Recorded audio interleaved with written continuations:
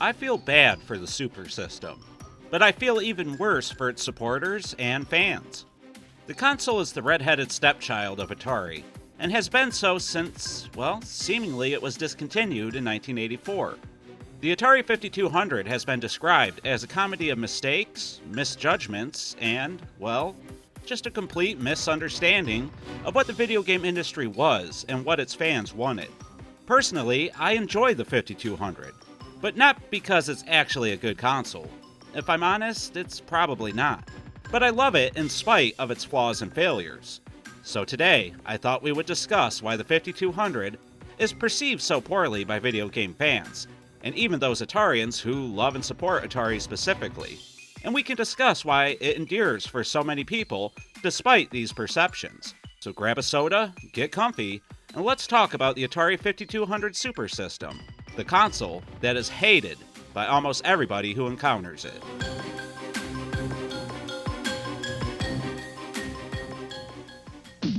The most earth-shattering dig-dug.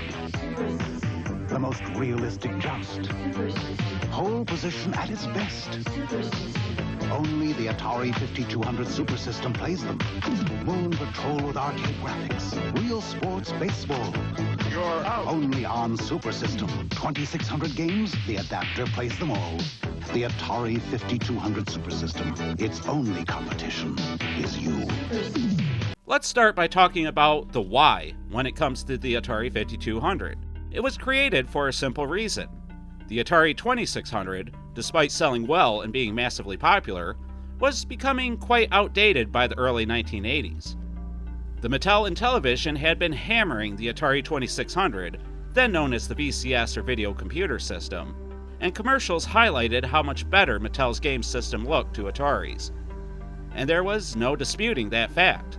The Intellivision games looked absolutely phenomenal, especially when sitting next to the 2600. I'll try almost anything. So when Mattel Electronics asked me to compare their Intellivision games with Atari, I gave it a try. I compared Atari baseball with Intellivision and found Intellivision played much more like real baseball. Then I compared Atari football with Intellivision. Again, Intellivision played more like the real game. In my opinion, if you try them both, there's only one conclusion you can come to. Intellivision from Mattel Electronics.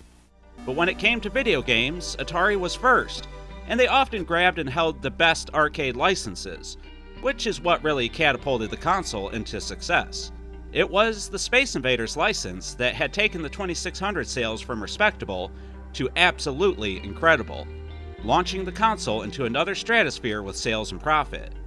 But Atari knew that if they didn't continue to innovate and maintain their market lead, that companies like Mattel and Coleco would soon dethrone them.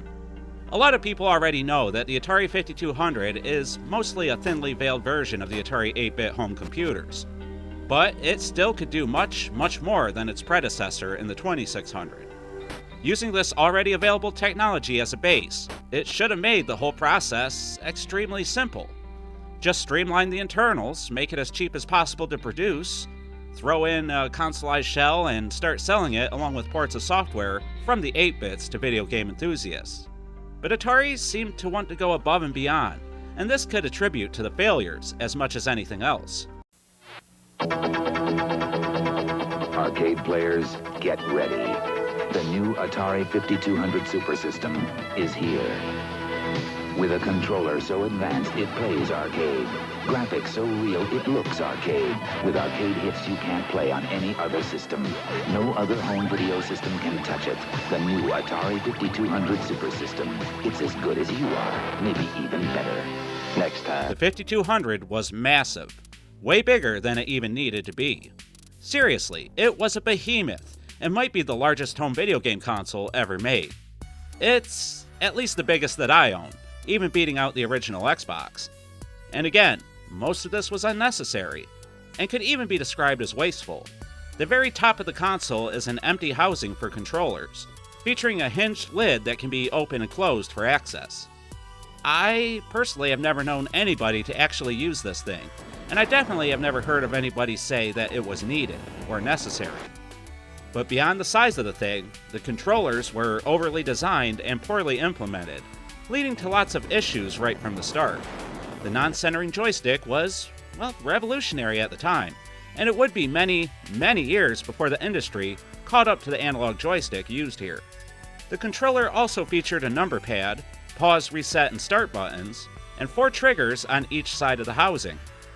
Many of these components were prone to breaking, even with careful and considerate use, and the controller and number pad were just, well, they were uncomfortable to use in most situations. But I personally think the biggest disappointment of the 5200 was the games. This brand new behemoth of a console featured a lot of games that we already had access to on its predecessor. Looking at many of the releases, they feel like rehashes of the 2600 games we all know and love. Now this could be fine if you don't already own a 2600, but if you want people to upgrade, well, then you need to have new, hot software to get them to take the plunge. Why would you plop down $270 in 1982 for this thing just to play Pac-Man, Space Invaders, Super Breakout, and several other titles that you already own? It made a lot of people feel like Atari was forcing them to abandon the old platform and repurchase everything they already had.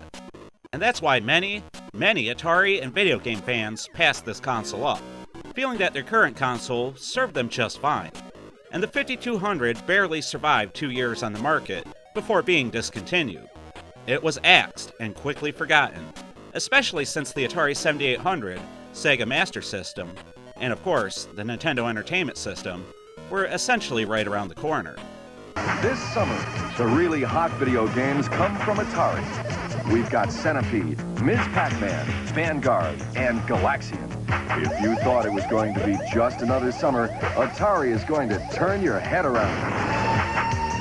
The hot names, the hot games, the hot feels. But that was in the 80s. Many things go underappreciated in their time, and eventually people come around on them and start to appreciate everything that went into them.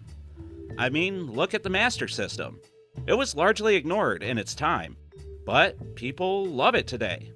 And you can say the same thing for the TurboGrafx-16, the Wii U, and heck, even the 7800 to a lesser extent. But this never really seemed to happen for the Atari 5200. Why is that? Well, I think many things go into the reason why this console is hated, or maybe just unloved by today's gaming collectors and retro players. Again, the console is bulky and requires a large amount of space to be committed just to storing and playing it. Not to mention that it's finicky to plug and play with on most of today's modern displays.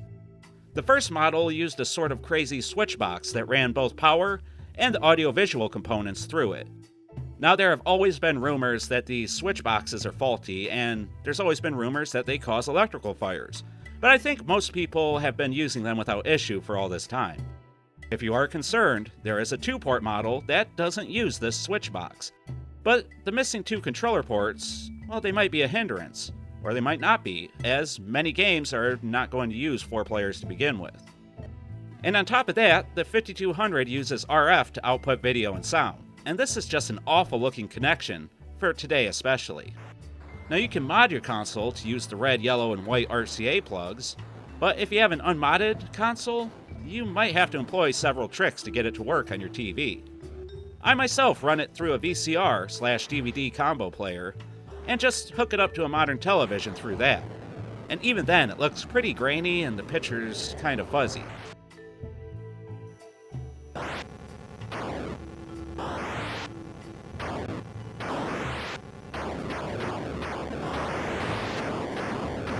Now the faulty controllers are still an issue as well, and there really isn't a cost-effective solution to get around this.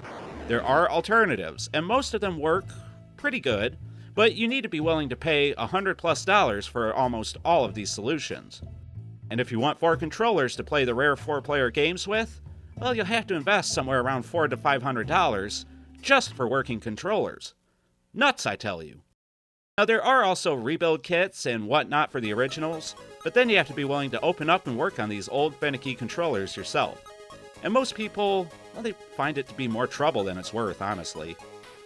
But the games are the most important aspect. And just like the 2600, 7800, Jaguar, and even the Lynx, I'm sure there is a thriving and bustling homebrew scene bringing awesome and new original titles that take full advantage of the hardware. Right? Well, not really. There are some really cool homebrew that do some awesome things on the 5200, don't get me wrong. But looking at popular homebrew hangouts and forums online, such as Atari Age, shows that, well, there's not much being done. People would rather bring their stuff to the Atari 8-bits, or more popular consoles in general. Magical Fairy Force, Adventure 2, and a few others are the only notable homebrew that I can think of off the top of my head. But Atari themselves, who are now using their original and historical consoles to gain modern-day relevance, must be working to re-release hidden gems and have new games developed for it, right? I mean, they're doing this for the consoles before and after the 5200, the 2600 and 7800 plus.